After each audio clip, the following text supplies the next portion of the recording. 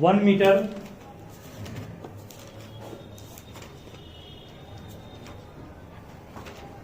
फिर से बोल रहे हैं सभी ध्यान, हमको अभी डिफाइन करना पहले व्हाट इज 1 जूल। 1 जूल क्या होता है? सिंपल डिफाइन रटना भी नहीं इसको है, मैंने लिखा दिया है, फिर भी सुनो गया। वर्क का फॉर्मूला सब पढ़े हो, एफएस कॉस थीटा पढ़े हो। वर्क को 1 जूल हमें कब मिलेगा? जब फोर्स 1 न्यूटन होगा, डिस्टेंस 1 मीटर होगा और कॉस 0 यहाँ होगा। कॉस 0 होगा तब ना कॉस 0 का मान 1 कहेंगे। ये 1 तभी होगा जब थीटा का मान 0 होगा। ये 1 होगा और ये 1 होगा। इसका मतलब ये हुआ कि 1 joule is the amount of force, amount of work done by force of कितना न्यूटन? एक फोर्स होगा 1 न्यूटन का, एक फोर्स होगा 1 न्यूटन का जो किसी बॉडी को डिस्प्लेस करेगा 1 मीटर से। 1 के आने का मतलब थीटा का मान 0 होना, और थीटा का मान 0 होने का मतलब क्या हुआ कि डिस्प्लेसमेंट उसी दिशा में हुआ है जिस दिशा में क्या लगा है, तब ना थीटा का 0 होगा। अभी थीटा मान लो कुछ है कि नहीं है? बिल्कुल थीटा कुछ है, फोर्स यहाँ है, ऐसे यहाँ है, थीटा कुछ अभी है। थीटा कम हुआ, थीटा कम हुआ, थीटा कम होते होते 0 हो गया ना। इसका मतलब क्या हुआ? थीटा का मान 0 तब होगा जब फोर्स और डिस्प्लेसमेंट दोनों का डायरेक्शन क्या होगा, सेम होगा। ठीक है, तो वही मैंने यहाँ कहा अभी कि 1 जूल को अगर डिफाइन करने आए तो 1 जूल कहोगे। 1 जूल का डिफिनेशन है 1 joule is the amount of work done by force, amount of done work done 1 joule is the amount of work done by force of 1 Newton, ठीक है, in moving a body, in moving a body through 1 meter in direction of what? सही है, force के दिशा में अगर कोई body पर आपने 1 न्यूटन फोर्स लगाया है और वो 1 न्यूटन डिस्टेंस से मूव करता है तो उस वर्क का अमाउंट कितना होगा? 1 जूल। ठीक है, डिस्प्लेसमेंट भी 1 होगा, फोर्स भी 1 होगा, और ये 1 तब होगा जब थीटा का मान 0 होगा। तब कहेंगे वर्क कितना होगा? 1 जूल होगा। ठीक है, ये 1 जूल का सिंपल डिफाइन है, डिफाइन रटना नहीं, आपके सामने 1 जूल कैसे है उसका साफ प्रमाण है। ये 1 लेंगे, ये 1 लेंगे और ये 1 लेंगे तब 1 into 1 into 1 आएगा। ठीक है, चलिए ये 1 जूल में डिफाइन कर दिया हूं। उसके बाद आगे क्वेश्चन एक लिखोगे sir, work done against gravity. Question topic ये भी है, work done against gravity. Work done against gravity,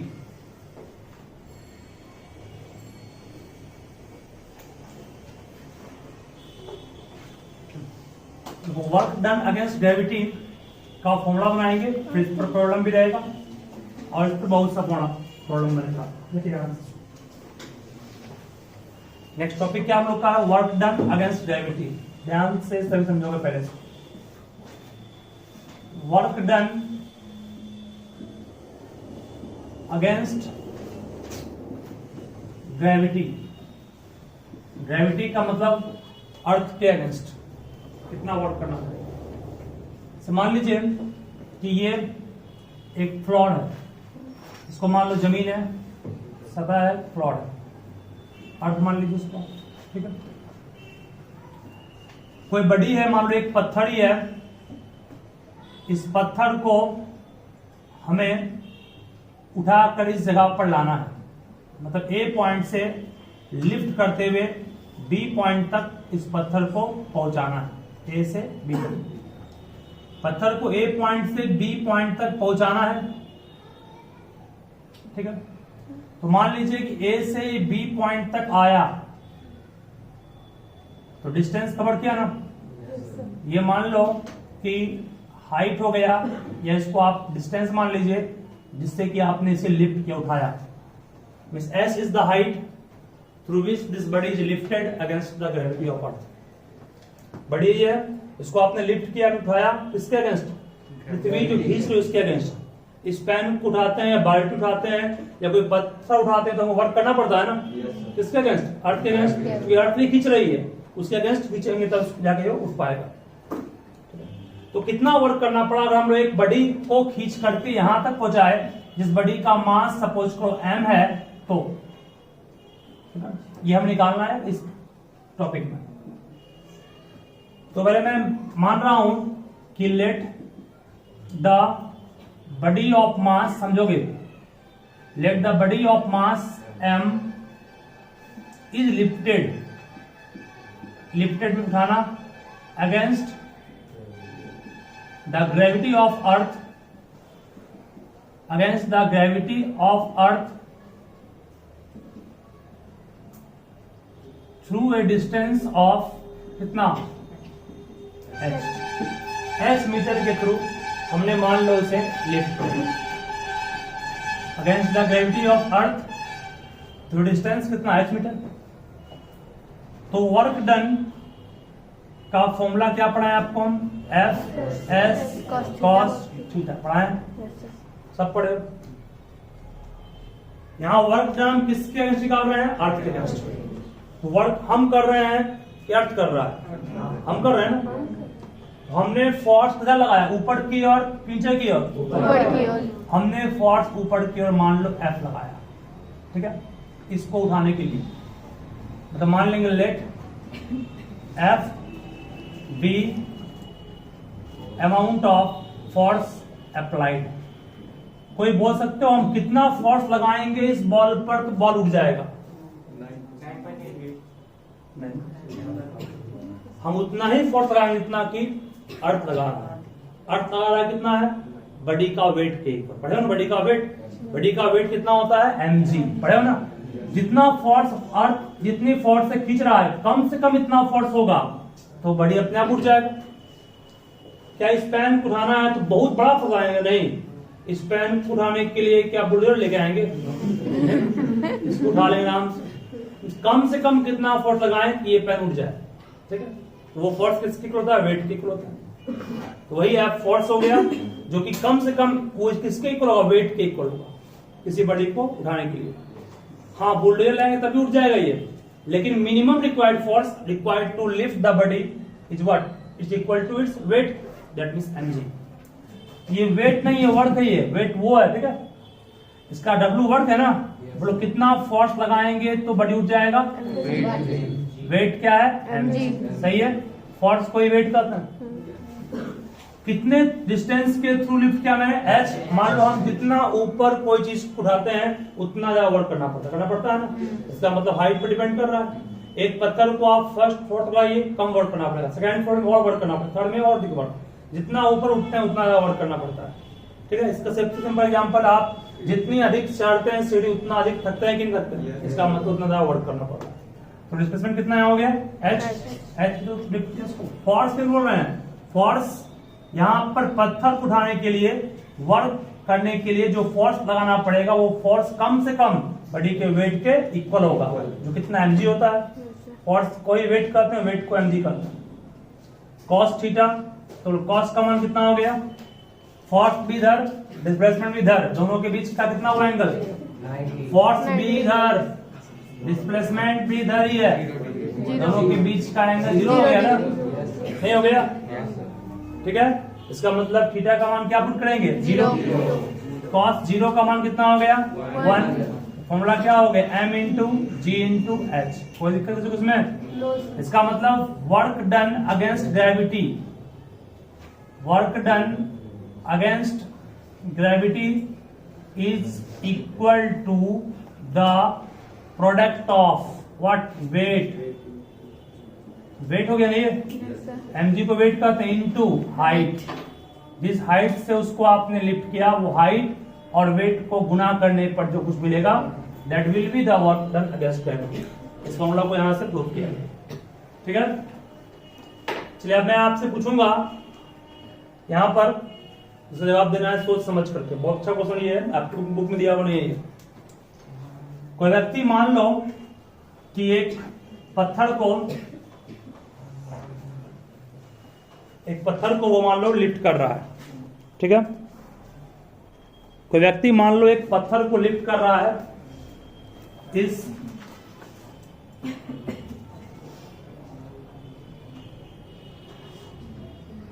Suryanarayan घाट पर जाकर, ठीक है। ये आपका है सूर्यनारायण घाट, जहाँ आप लोग छठ मनाते हैं ना। देखिए ध्यान देना, ये मान लो रिवर है और ये आपका मेन रोड पर पहुंच गया। मेन रोड है, मेन रोड हम सीढ़ी यहाँ पहुंचती है और रिवर थोड़ी चढ़ते चढ़ते मेन रोड पर आते हैं, है ना। देखिए यहाँ से एक आदमी यहां से चढ़ना शुरू किया, फिर ऊपर आया थोड़ी इस तरह से, और एक आदमी क्या किया, वो डायरेक्टली इस जगह से यहां आ गया। मतलब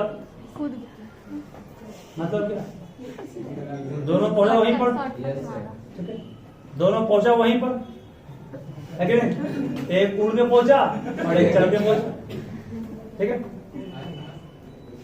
तो मेरा कहना यह है कि ज्यादा डिस्टेंस कवर कौन किया, ज्यादा डिस्टेंस कवर ये किया।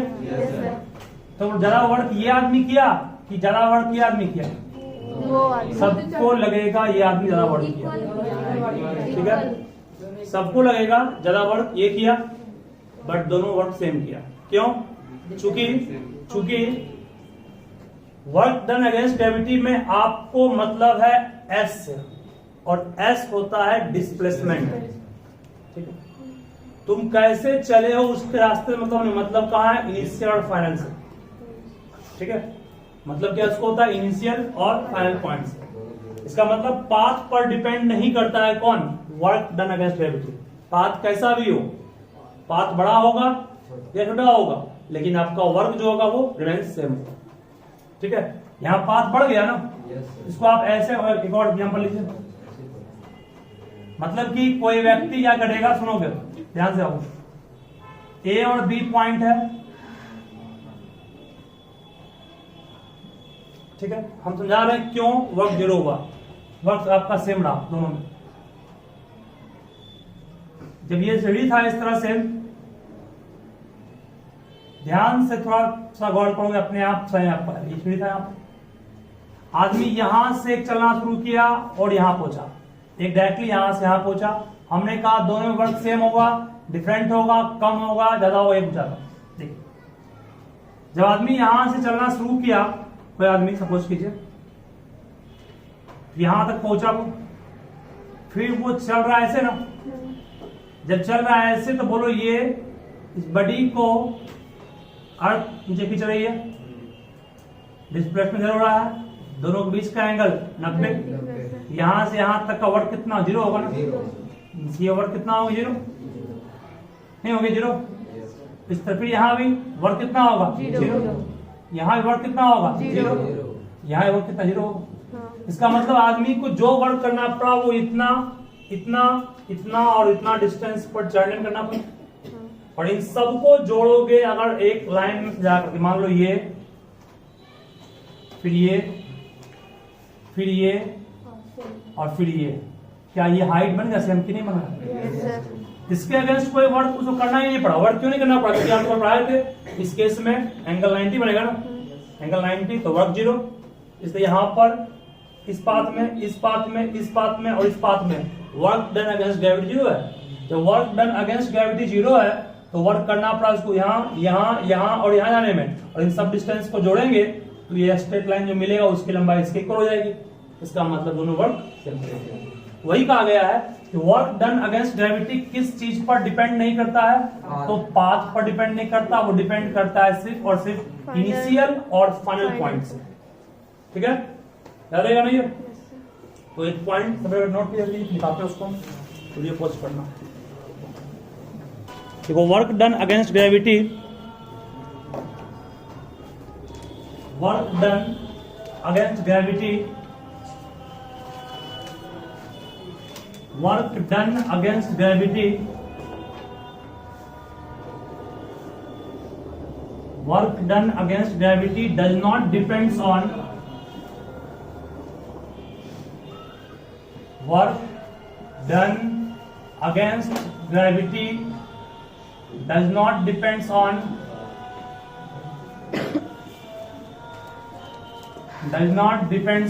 the path, does not depends on the path, comma, it depends only on, comma, it depends only on the vertical height. ठीक है, सिर्फ वर्टिकल हाइट पर डिपेंड करेगा वो कितना है, बस उसको हाइट से मतलब है, बॉडी कैसे ही मूव करे उस हाइट तक पहुंच गया तो वर्क सेम होगा। ठीक है, चलिए तो याद आएगा नहीं ये। मान लो कि यहां पर एक व्यक्ति को पहुंचना है, एक व्यक्ति ऐसे पहुंच रहा है और एक व्यक्ति इस तरह से सीढ़ी की ओर अग्रसर है, उसके बाद यहां पहुंचा वो, दोनों के द्वारा वर्क क्या होगा, सेम होगा। इस जगह का हाइट यहां से ग्राउंड लेवल से सेम ही है ना, तो उसके पाथ पर डिपेंड नहीं करेगा, डिपेंड करेगा किस पर, वर्टिकल हाइट पर। यही पॉइंट आपको बोलना चाह रहे थे। चलिए बात नहीं, और क्यों डिपेंड करेगा हाइट पर, इसको बगल में प्रूफ भी किए थे, क्योंकि इस केस में एंगल कितना होगा, 90 होगा, तो वर्क 0 हो जाएगा। चलिए कुछ क्वेश्चन पे काम करेंगे हम लोग इस टॉपिक का। देखो पहला question, how much work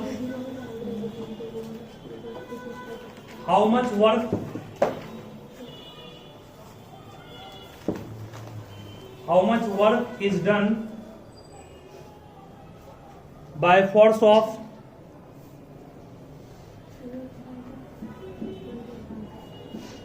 how much work is done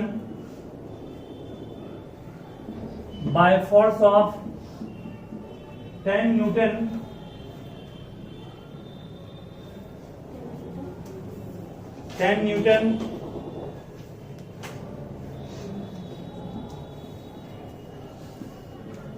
in moving a body through 1 meter in direction of force। तो in direction of force जहां लिखा है समझ जाओ थीटा का मान क्या है, 0 है। in direction of force जहां लिखा है समझ जाओ थीटा का मान 0 है। ठीक है, हाँ सही है, सब गिवन लिख के बनाओ यहां से। नेक्स्ट है फिर calculate the work done, short में WD लिखे हैं उसको। इन लिफ्टिंग मिस उठाना हो गया 200 kg of water through a height of 6 metre. 2 number भी इजी क्वेश्चन है, कॉम्प्लेक्स क्वेश्चन आपका क्वेश्चन नंबर 3 मैं देने जा रहा हूं।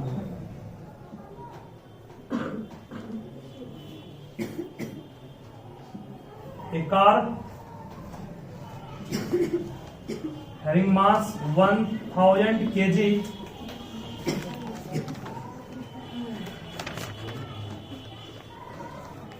traveling at, सर जी का मान 10 रखे। हाँ 10, कुछ लिखा हुआ नहीं 10 दोगे, लिखा हुआ रहेगा 2 है वही लिखो।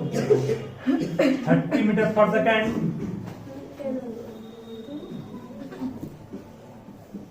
stops at a distance of 50 meter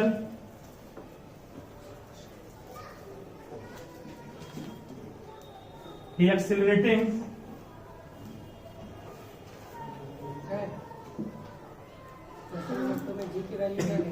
10 uniformly,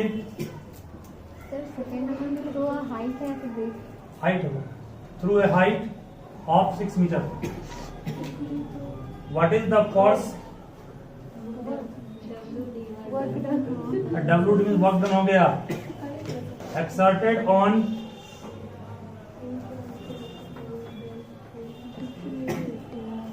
it by brakes. And what is work done?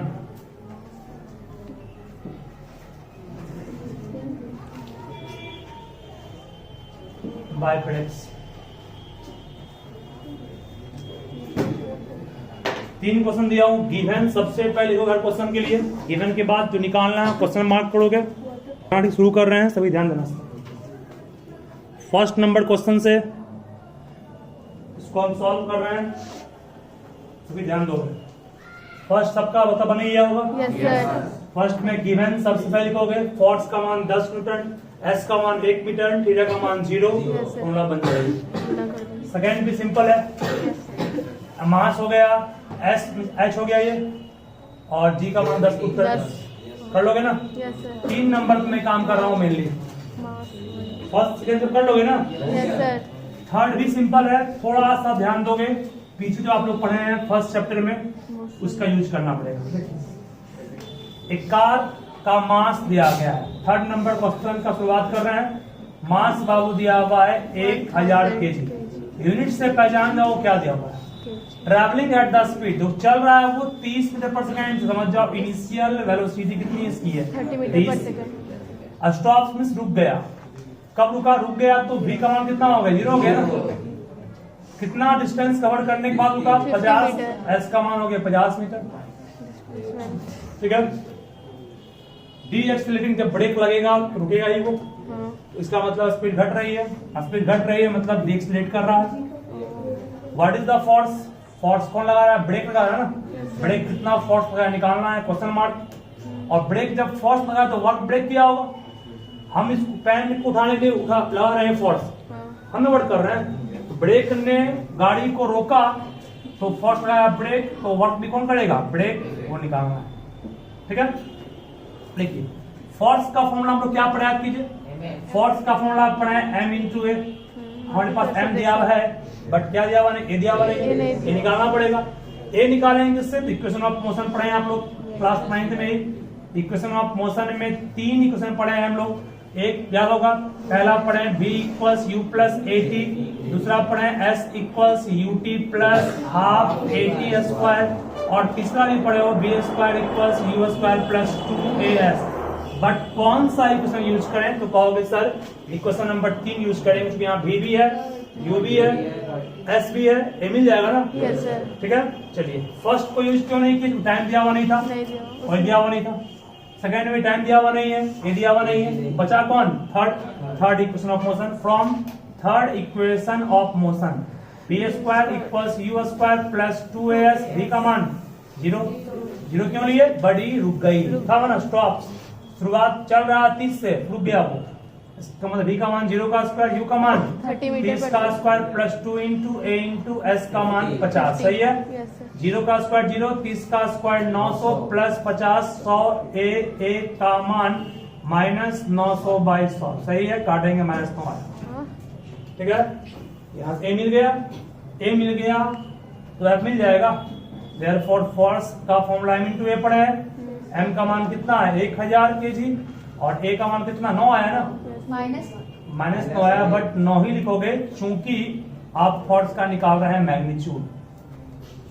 Minus का मतलब क्या हो गया? माइनस का मतलब हो गया कि फोर्स का डायरेक्शन उल्टा है किसके? फोर्स का डायरेक्शन उल्टा है किसके? मोशन के। मान लो गाड़ी ऐसे मूव कर रही है, तो ब्रेक के द्वारा लगाया फोर्स इधर होगा ना, तब ना रुकेगा, रुकेगी। और ब्रेक भी गाड़ी के मोशन की ओर लगाएगा फोर्स, तो कभी गाड़ी रुकेगी, तो आगे बढ़ेगी तेजी में। ठीक है। चलिए याद है ये।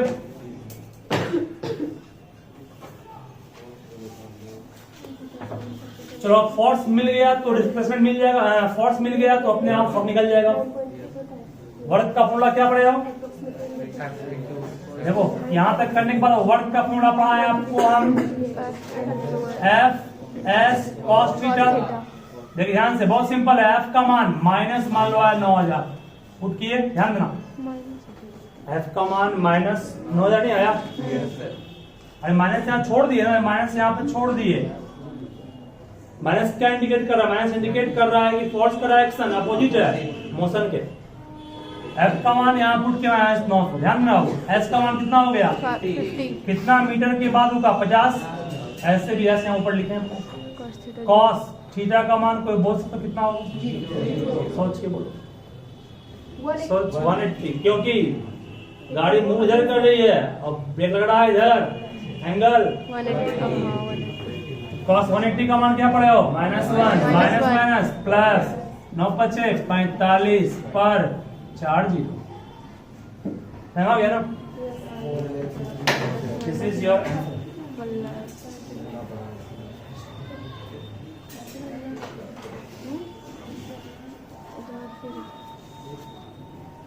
भी आप लोग को साइंस कम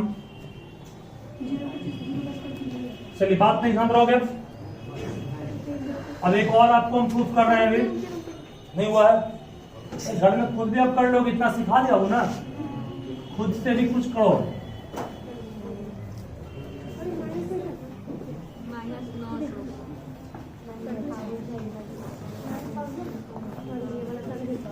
चलिए शांत रहिएगा, हो गया नहीं अब टाइम, यस सर। ध्यान दो आगे। अब आपसे कोई पूछेगा, बात नहीं शांत रहो, कोई सैटेलाइट है या प्लेनेट है, मून भी सैटेलाइट है, मून की तरह आपका आर्टिफिशियल सैटेलाइट हम भी भेजते हैं, हम मतलब नहीं भेजते हैं मतलब हम लोग भेजते हैं जिससे कि कम्युनिकेशन क्या हो, बरकरार रहे। वो किसकी ओर मूव करती है, सन अर्थ के चारों तरफ। देखिए समझा रहे, ये मान लो वो सन है, ठीक है, और सन के चारों तरफ रिवॉल्व कर रहा है कौन, अर्थ, सही है, मिस प्लैनेट मान लीजिए ये अर्थ हो गया, और अर्थ के चारों तरफ रिवॉल्व कर रहा है कौन, सैटेलाइट, मून लाइट हो गया, सन मूव कर रहा है,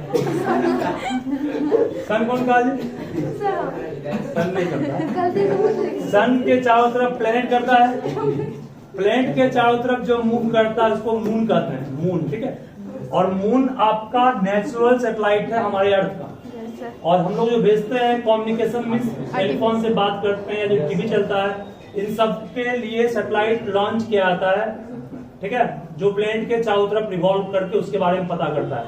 आप देखते होंगे बहुत से सैटेलाइट को हम भेजते भी हैं चांद पर, मून पर, मार्स पर, वेनस पर, उसका अध्ययन करने के लिए। तो जो सैटेलाइट को हम भेज रहे हैं वो भी रिवॉल्व कर रहा है किसके चारों तरफ, अर्थ के या किसी प्लेनेट के चारों तरफ।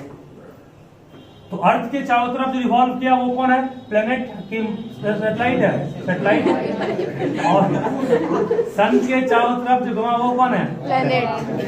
शांत रहोगे। तो बोलो किस पाथ में घूम रहा है, सर्कुलर पाथ में घूम रहा है। एक्चुअल में पाथ होता है इलिप्टिकल है, बट आपको हम याद होगा पढ़ाए थे, न्यूटन ने सपोज किया था प्रूफ करने के बाद इसको सर्कुलर इनवर्स स्क्वायर लॉ को प्रूफ करने के बाद, ध्यान देना। तो बोलिए इस पॉइंट पर ध्यान से, बहुत सिंपल क्वेश्चन है, अर्थ को घुमा कौन रहा है, अर्थ को घुमा रहा है सन, क्योंकि अर्थ और सन दोनों लार्ज बॉडी है, हैवी बॉडी है, दोनों के बीच एक फोर्स काम कर रहा है, जिस फोर्स को ग्रेविटेशन फोर्स कहते हैं। इस अर्थ को घुमा रहा है कौन, सन, अपने द्वारा लगाए गए फोर्स के कारण। वो फोर्स है ग्रेविटेशन फोर्स, जो सेंट्रीपिटल फोर्स के रूप में काम करता है, जो सेंटर के रूप काम करता है फोर्स, ठीक है, सेंट्रीपिटल फोर्स। सेंट्रीपिटल होता है, एक सेंट्री होता है फ्यूगल। जो सेंटर की ओर काम करता है वो सेंट्रीपिटल फोर्स है, और जो सेंटर से अवे काम करता है, मान लो दूध से मक्खन निकालना है तो हम देखते हो ऐसे निकलता है वो दूध, इसका मतलब वो फोर्स बाहर निकल रहा है, और अंदर की ओर आएगा तो वो क्या हुआ, सेंट्रीपिटल। जो बाहर निकल रहा है सेंट्रीफ्यूगल, जो इनसाइड है वो सेंट्रीपिटल। दोनों एक साथ काम करता है, तो वो आपका फ्लूइड वाले केस में ना, हाँ जीरो तुम बोल रहे हो, उसको क्या जीरो क्यों नहीं होगा, ये आपका सेंट्रीपिटल कौन लगा रहा है, सन लगा रहा है, और अर्थ पर लगा सेंट्रीफ्यूगल, इसका मास इसकी अपेक्षा क्या है, कम है ना। तुम पढ़े होगे बुलेट और गन दोनों पर सेम फोर्स लगता है, लेकिन बुलेट बहुत आगे मूव करता है, गन बहुत थोड़ा सा पीछे मूव करता है, क्योंकि बुलेट का मास बहुत ज्यादा होता है, बुलेट नहीं गन का, क्योंकि आप लोग फॉर्मूला पढ़े हैं, शांत रहोगे, F = m × A = क्या होगा, F/m, F तो हम सेम ही है, A इनवर्सली किसके, मास के हो गया ना, मास जिसका ज्यादा होगा A उस पर कम रहेगा, ठीक है। इसका मतलब कि यहाँ पर सन का मास ज्यादा है इसके अपेक्षा, तो सेंट्रीपिटल फोर्स अधिक होगा और सेंट्रीपिटल कम होगा, जो सेंटर की ओर लगा वो सेंटीपिटल फोर्स, इसको हम F दिखाते हैं। और फॉर्मूला भी याद होगा, प्रूफ किए थे, mv स्क्वायर बाय r, जहां r क्या रेडियस है ना, m मास है किसका, प्लेनेट का, v क्या है, वेलोसिटी जिससे मूव कर रहा है। एक चीज आपको और पढ़ाए थे हम, किसी भी कर्व वाले पाथ पर अगर कोई मूव करता है तो इंस्टेंट ऑफ टाइम पर उसके डायरेक्शन को निकालने क्या करते हैं, वहां टेंजेंट पर। मान लो ये प्लेनेट ऐसे मूव कर रहा था एंटी क्लॉकवाइज में, इस पॉइंट पर इसके वेलोसिटी का डायरेक्शन इधर होगा ना, नहीं होगा। This is direction of velocity of the planet at this point. इस पॉइंट पे इधर होगा, इस पॉइंट नीचे होगा, इस पॉइंट इधर होगा। वो रेडियस, ये फोर्स हो गया ना, फोर्स किसके लिए काम किया, v इधर काम किया, दोनों के बीच क्या बनता है एंगल, 90। पढ़ाए थे आपको मैथ में कुछ दिन पहले, ये भी हम कि रेडियस को टेंजेंट से जो लाइन ज्वाइन करता है वो 90 बनता है, ठीक है, 90 बन रहा है। तो बोलिए वर्क का फॉर्मूला क्या पढ़ा है, F S cos थीटा में cos 90 हो गया। तो बोलिए F S cos 90 0 हो गया ना, 0 इंटू समथिंग 0 हो गया। इसका मतलब यहाँ पर हम लोग के पास वर्क कितना 0 आ गया ना। इसका मतलब किसी भी प्लेनेट को सन रिवॉल्व करवाता है अपने चारों तरफ, तो सन के द्वारा किया गया वर्क कितना होगा, 0। ठीक है, सन के द्वारा वर्क यहाँ 0 क्यों हो रहा है, यहाँ 0 हो रहा है बिकॉज ऑफ द एंगल 90। ठीक है, एंगल 90 हुआ ना, इस कारण से work done by sun on any planet is what, 0। ठीक है, इस चीज को हम दिखाना पड़ेगा। फिगर तो ड्रॉ कीजिए पहले से, फिगर ड्रॉ कर लोगे और एक पॉइंट बना लोगे इस तरह से, work done by sun on revolving, आवाज नहीं, any planet around it is 0। Why, तो यहां मैं प्रूफ भी किया हूं 0 क्यों होगा, क्योंकि डिस्प्लेसमेंट भी उधर ही होता है जिधर भी काम करता है। ठीक है, जिधर भी काम करता है उधर डिस्प्लेसमेंट भी होता है, उधर ए भी होता है, तीनों। एक्सीलरेशन का डायरेक्शन भी एस की ओर और एस का डायरेक्शन भी की ओर, तीनों सेम डायरेक्शन में होगा। तो वेलोसिटी या डिस्प्लेसमेंट और फोर्स के बीच का एंगल 90 हो गया, एंगल 90, तो cos 90 0 पड़ा है, 0 इंटू समथिंग 0 हो गया। ठीक है, वर्क 0 होता है किसी भी प्लेनेट को रिवॉल्व करने में, किसके द्वारा, सन के द्वारा।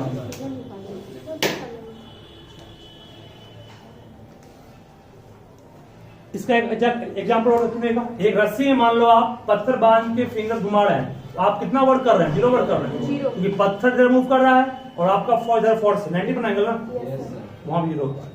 जब भी कोई बॉडी को कोई दूसरा बॉडी सर्कुलर पाथ में रिवॉल्व करवाएगा तो वर्क डन हमेशा 0 होगा, और 0 यहां पर क्यों हो रहा है, तो एंगल के कारण, वो एंगल कितना एंगल है, 90 डिग्री बनने। बाय।